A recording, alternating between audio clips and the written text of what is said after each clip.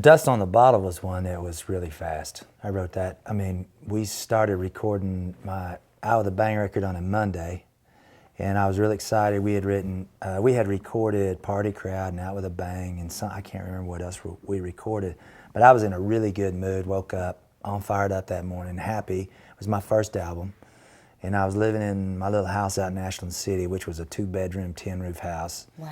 And sitting there at my little table drinking coffee in the morning and wrote Dust on the Bottle.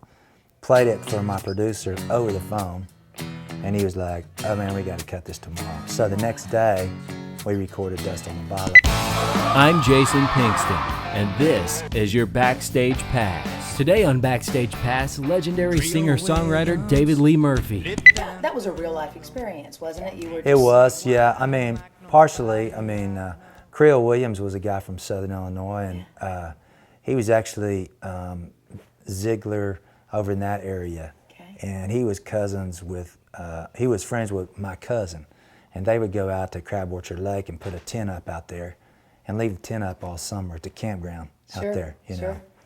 So weekends was fun there, huh? Oh yeah, party camp.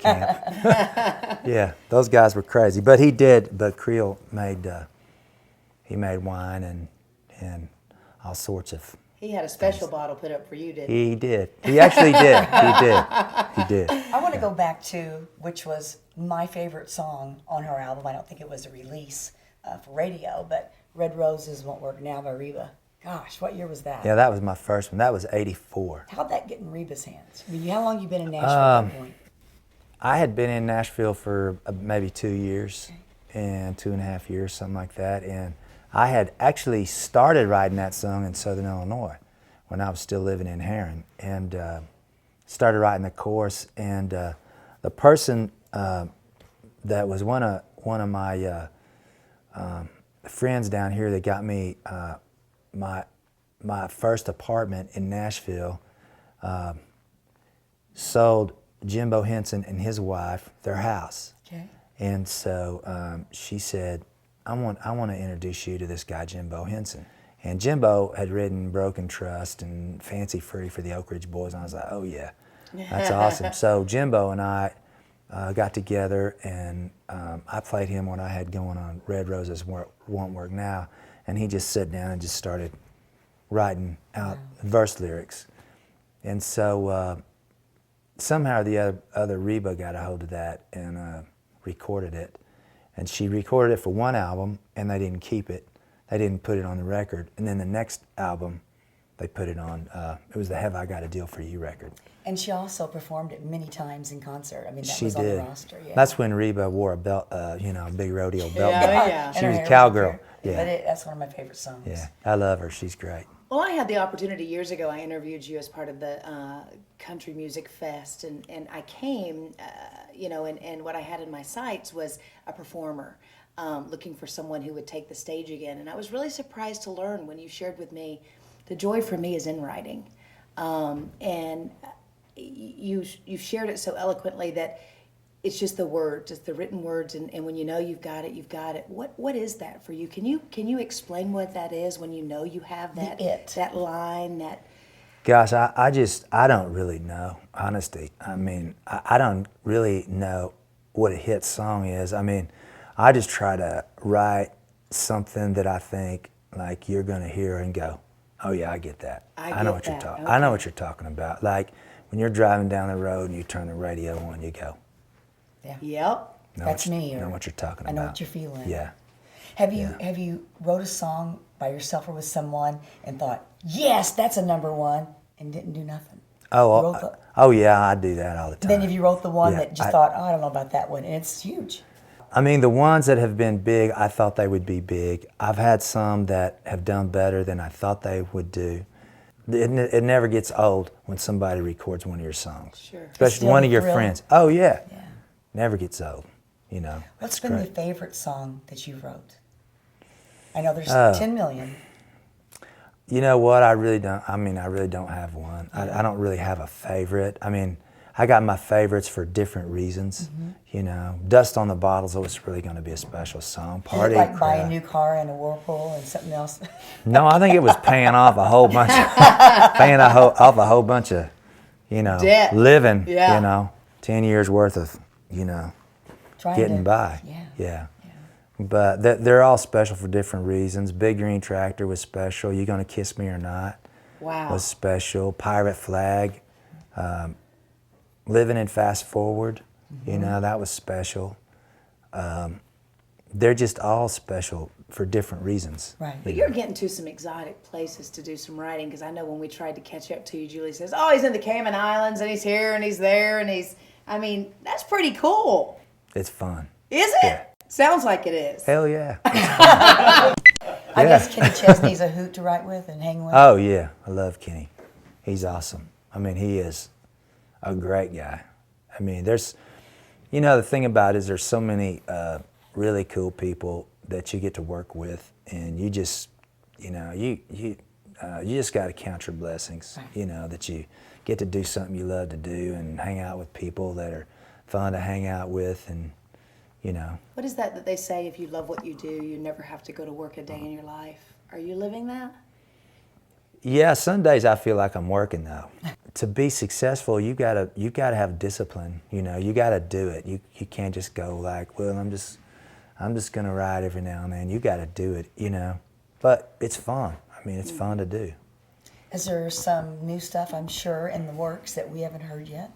Gosh, I hate to jinx anything Okay, and tell don't you say, that. don't say. I mean, I really do. My Thompson Square song is out there right now, and it's doing pretty good. Yeah. I think it's in the top 10. And I've got some other stuff that's out there, and I'm not even going to say what it is Don't. right now because Well, I'm afraid to. Yeah. The way music has gone as a whole now, and how it's, everything's beginning to sound this. Is that something that you guys are all fighting right now? Or are you having to embrace it, or what's up? I'm not fighting anything. Everything just goes in a cycle. I mean, back in the day when Waylon and those guys came out, they were going, "Can you believe those guys with shaggy hair wearing black leather?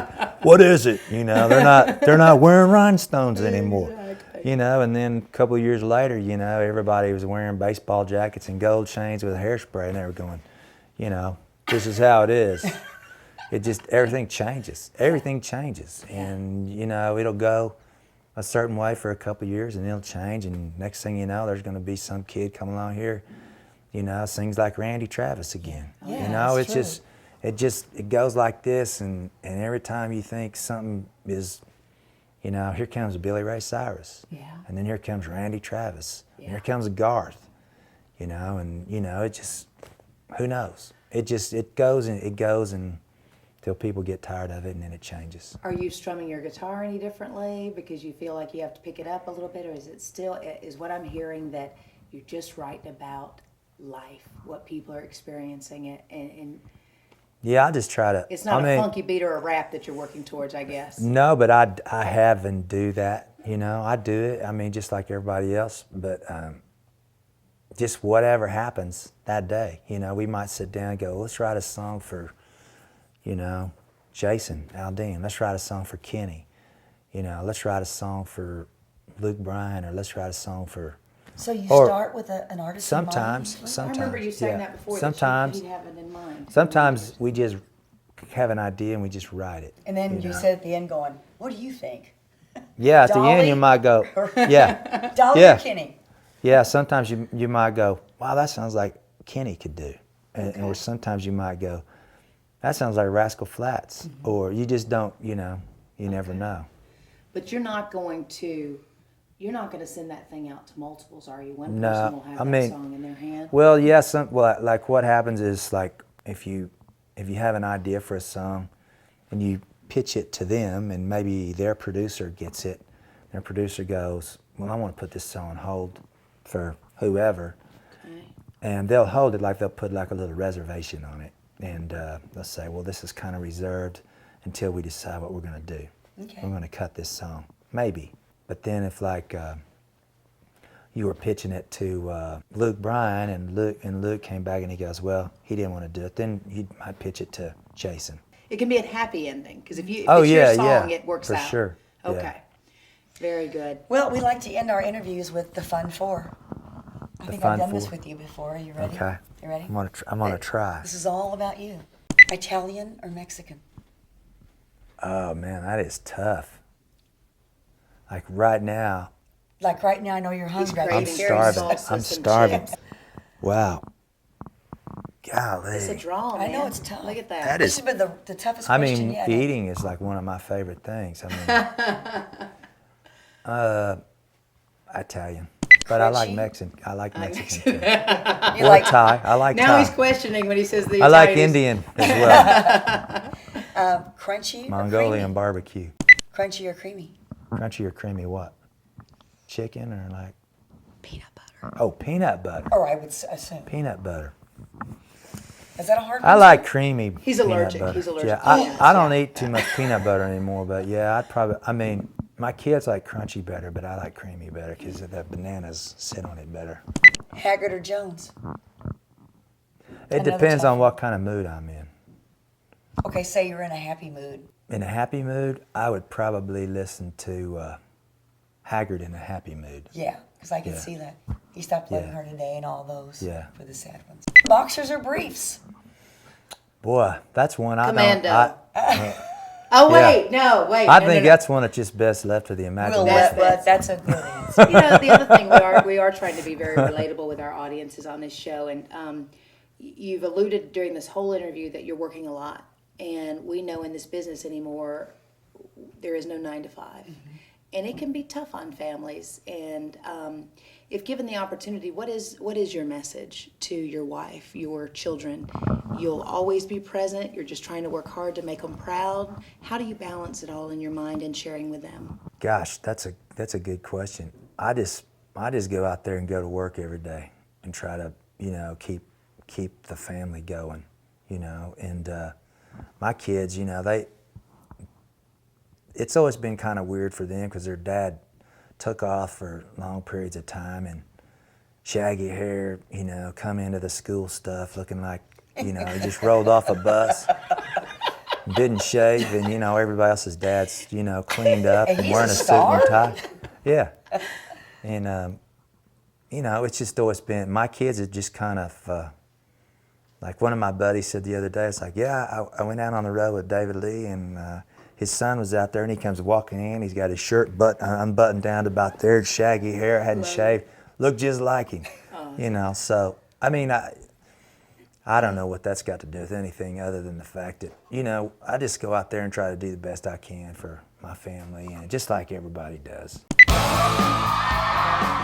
This has been Backstage Pass with Jason Pinkston.